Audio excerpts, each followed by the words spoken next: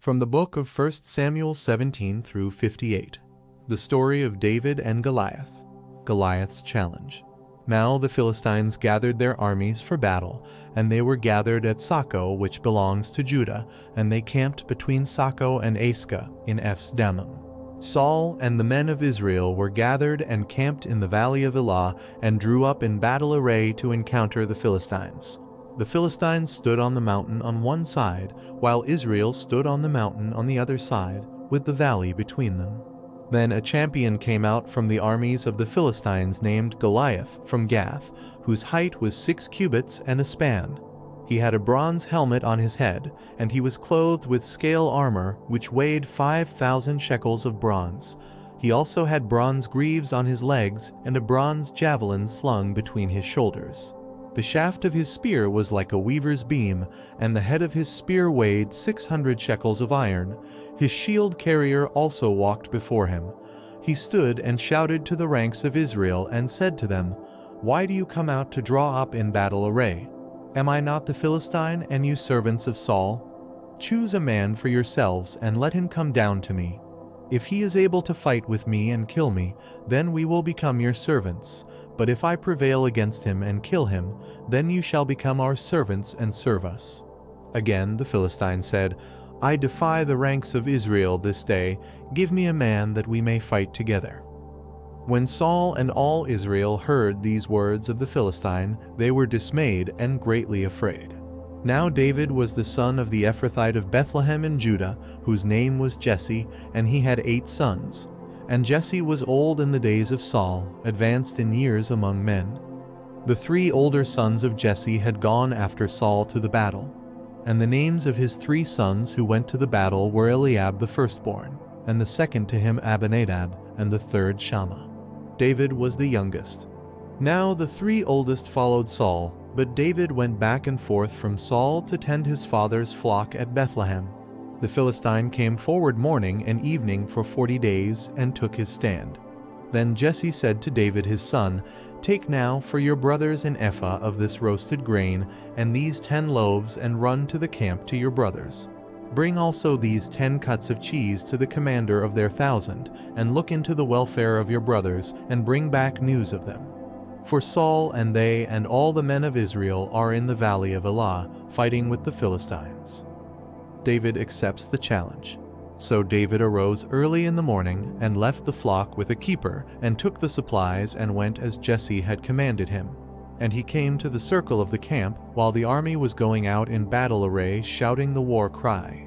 Israel and the Philistines drew up in battle array, army against army. Then David left his baggage in the care of the baggage keeper, and ran to the battle line and entered in order to greet his brothers. As he was talking with them, behold, the champion, the Philistine from Gath named Goliath, was coming up from the army of the Philistines, and he spoke these same words, and David heard them. When all the men of Israel saw the man, they fled from him, and were greatly afraid. The men of Israel said, "Have you seen this man who is coming up? Surely he is coming up to defy Israel. And it will be that the king will enrich the man who kills him with great riches, and will give him his daughter, and make his father's house free in Israel."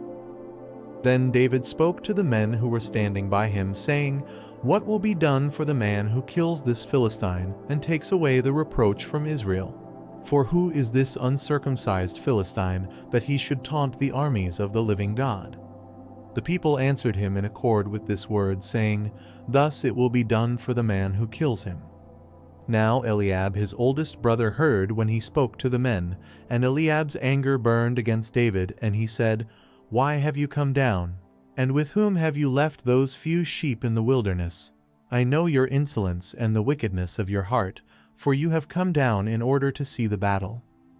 But David said, "What have I done now?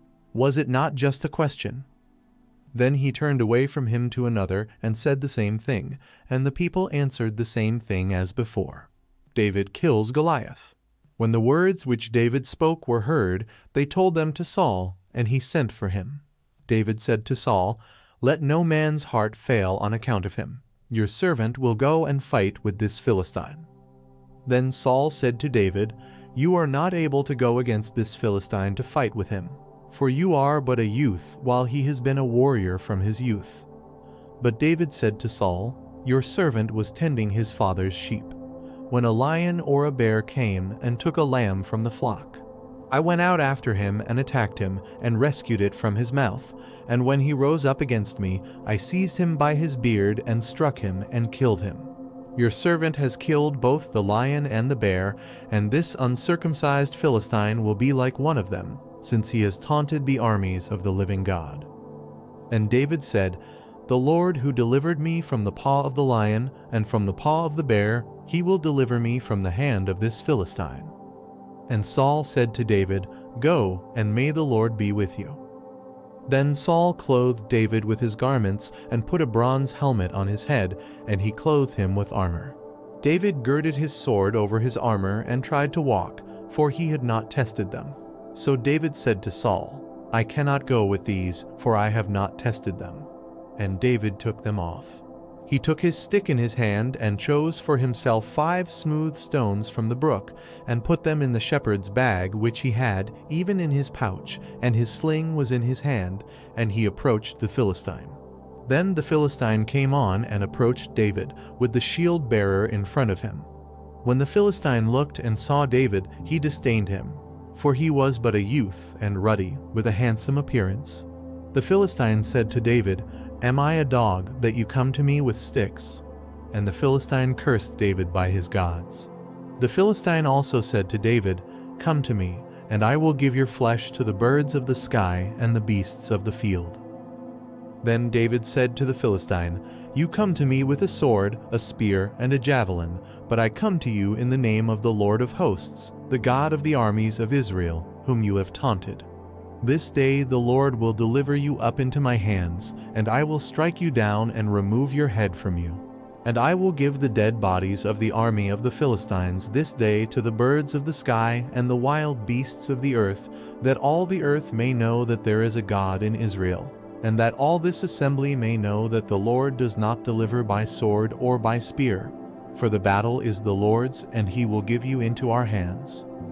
Then it happened, when the Philistine rose and came and drew near to meet David, that David ran quickly toward the battle line to meet the Philistine. And David put his hand into his bag, and took from it a stone and slung it, and struck the Philistine on his forehead, and the stone sank into his forehead, so that he fell on his face to the ground. Thus David prevailed over the Philistine with a sling and a stone, and he struck the Philistine and killed him. But there was no sword in David's hand. Then David ran and stood over the Philistine, and took his sword and drew it out of its sheath, and killed him, and cut off his head with it. When the Philistines saw that their champion was dead, they fled. The men of Israel and Judah arose and shouted, and pursued the Philistines as far as the valley, and to the gates of Ekron. And the slain Philistines lay along the way to Sharim, even to Gath and Ekron. The sons of Israel returned from chasing the Philistines and plundered their camps. Then David took the Philistine's head and brought it to Jerusalem, but he put his weapons in his tent.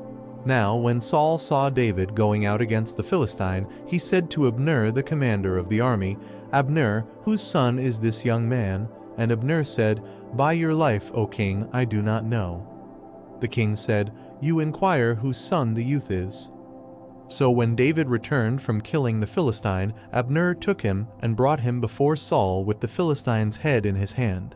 Saul said to him, "Whose son are you, young man?" And David answered, "I am the son of your servant Jesse the Bethlehemite."